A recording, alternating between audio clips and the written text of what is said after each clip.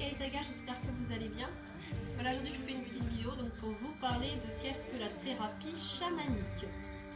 Alors la thérapie chamanique, donc c'est une séance, plutôt un suivi, un accompagnement personnalisé donc avec une personne qui souhaite donc travailler sur plusieurs donc soit problématiques, des choses voilà qu'elle aimerait arranger ou changer en tout cas dans sa vie.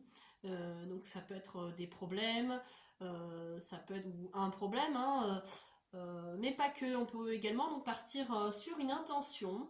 Par exemple, je souhaite juste découvrir qu'est-ce qu'un soin chamanique. Donc voilà, je viens vous voir et à voir ce qui va se passer. C'est uniquement de la curiosité. On va également avoir des gens qui vont venir parce qu'ils ont envie d'avoir un message de leur guide ou voilà, de l'un de leurs ancêtres, faire un voyage chamanique ou tout simplement rencontrer leur animal de pouvoir. En termes de problématiques, en fait, ça peut être assez divers et varié. Ça peut être des mots, ça peut être une personne qui vient, alors ça m'est déjà arrivé, voilà, bon, j'ai ce qu'on appelle le mauvais œil ou de la décharge nuisible, j'aimerais m'en défaire. Je sais pas, par exemple, je manque de confiance en moi, il y a des choses physiquement que, voilà, qui me dérangent, ça peut être des douleurs ou autre chose, mais également un deuil, des personnes qui ont vécu des choses assez compliquées, des événements, traumatismes, etc. Donc après, c'est vrai que, voilà, moi je laisse la porte ouverte. En général, je sais de suite plus ou moins on va dire de quoi va être composée la séance. Est-ce qu'on va être plus sur du chamanisme ou est-ce qu'on va être plus sur un soin énergétique au magnétisme couplé de, je sais pas moi par exemple, de tambour chamanique, une sophrologie avec une carte oracle qui va donner un message à la personne. En fait, voilà. La thérapie chamanique donc, est composée, comme vous l'avez compris, principalement de soins chamaniques donc, qui m'ont été transmis par des hommes médecine, femmes médecine, ou comme le diraient certains, chamans. Donc on a durant un soin donc les extractions chamaniques, les recouvrements d'âme, on va avoir également donc, des soins au tambour chamanique, des messages de défunts également qui peuvent venir durant le soin, juste pour passer un message à la personne qui lui fera du bien, ou alors tout simplement parce que comme on dit, ils ne sont pas passés donc, de l'autre côté, vers la grande lumière, etc. Et là, il y a quelque chose à faire, parce que justement, ça, on va dire, ça peut être lourd pour la personne à l'heure actuelle, sans forcément qu'elle le sache. Donc là, il y a quelque chose à faire à ce niveau-là, au niveau de ces âmes défuntes. On a également le magnétisme qui peut intervenir, le reiki amérindien. Quelques pierres à positionner sur le corps de la personne. Donc là, c'est vrai qu'en général, c'est pareil, j'ai un message, une intuition très très forte qui me dit ce qu'il faut que je fasse et je fais, quoi, voilà. Comment se passe donc le déroulement d'une séance en thérapie chamanique? Alors dans un premier temps, donc bon, je reçois déjà la personne au téléphone, donc je l'appelle pour discuter un petit peu de ce qui lui arrive, de pourquoi elle veut prendre rendez-vous, si elle souhaite me le dire. Il y en a certaines qui souhaitent attendre la séance, donc c'est ok, ça y a pas de souci. Les gens ils vous appellent, des fois ils viennent pour vous confier ce qu'ils ont de plus cher, des choses peut-être aussi qu'ils n'ont pas confié à d'autres parce que vous êtes extérieur. Donc il y a des choses qu'on dit pas aux amis, qu'on dit pas à la famille, et c'est pas qu'on n'a pas confiance, c'est juste que on a besoin d'une personne neutre qui n'est pas dans le jugement et qui va juste être là, vous ouvrir sa porte et vous aider avec les techniques qu'elle a et qui peut-être sont pour certains le dernier espoir, parce qu'il y en a beaucoup qui m'appellent en me disant moi la médecine elle n'a pas du tout trouvé de solution, j'ai été voir des psys, ça n'a pas marché, enfin bref voilà, donc ils viennent et vraiment ils se confient à vous, donc c'est très important. À savoir qu'en soins chamaniques, on est principalement donc en train d'intervenir sur l'âme de la personne. Et ça a vraiment un gros impact, donc on peut pas faire ce qu'on veut avec la vie des gens et avec leur âme, c'est très très important ça. Donc voilà, établir une relation de confiance avec la personne, c'est pour moi vraiment dans un premier temps le plus important. Donc je me connecte à mes guides alliés dans le monde spirituel, le monde voilà, de l'invisible, et donc je vais poser des questions, poser une intention à ces guides-là. Notamment un d'ailleurs avec qui j'ai une relation très très fusionnelle, et donc je vais recevoir des messages donc, pour la personne. Donc moi je suis un canal, mes guides m'envoient des messages, chez moi c'est des visions, particulièrement ce que j'appelle assez sauvage. Donc je vais voir des animaux, donc l'esprit de l'animal, la médecine de l'animal va me parler ou parler à la personne après lors de la restitution.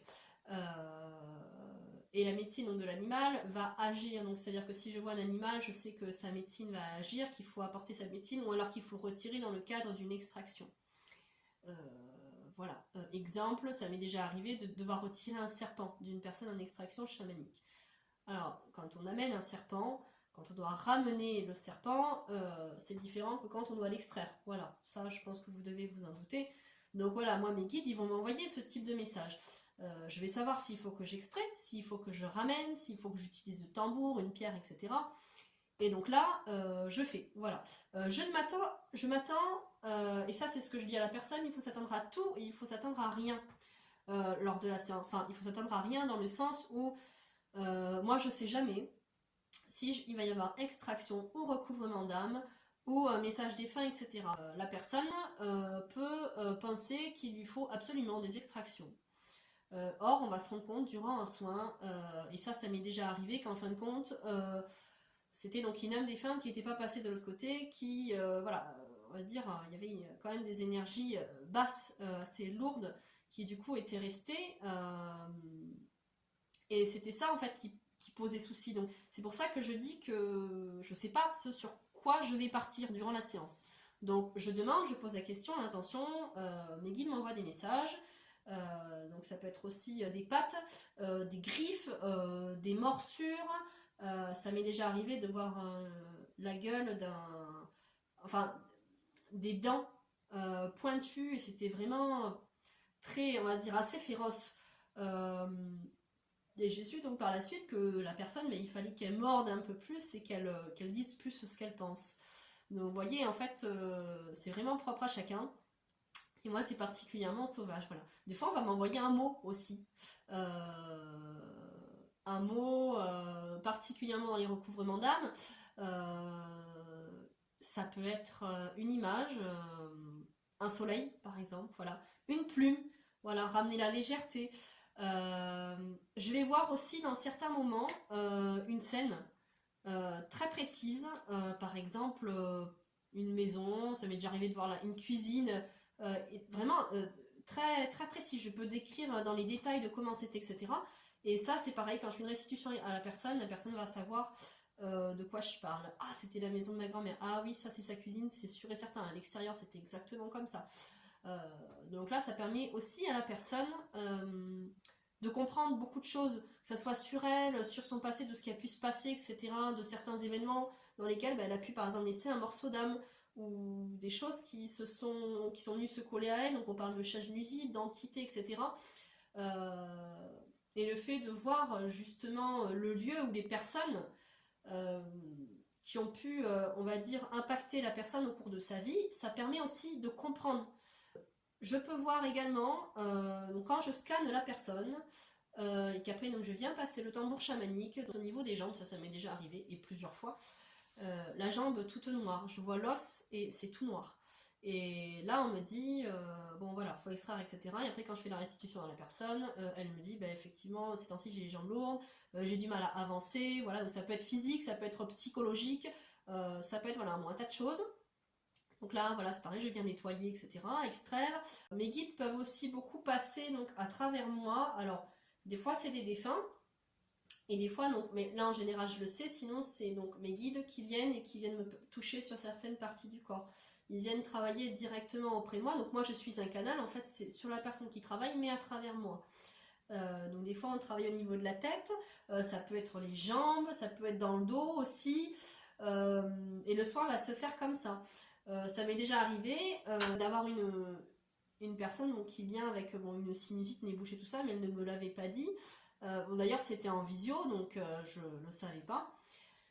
Et durant le soin, donc j'ai eu le nez qui coule, qui s'est mis à couler comme ça, et j'avais très envie de me moucher souvent. Et lors de la restitution, la personne m'a dit, bah, durant le soin, mon nez s'est débouché, d'ailleurs il ne s'est plus rebouché par la suite. Elle avait vraiment une très très grosse sinusite qui lui prenait tout ici, le nez déjà également touché donc sur une partie du visage, et quand j'en ai parlé à la personne, elle m'a dit bah, c'est cette partie-là de mon visage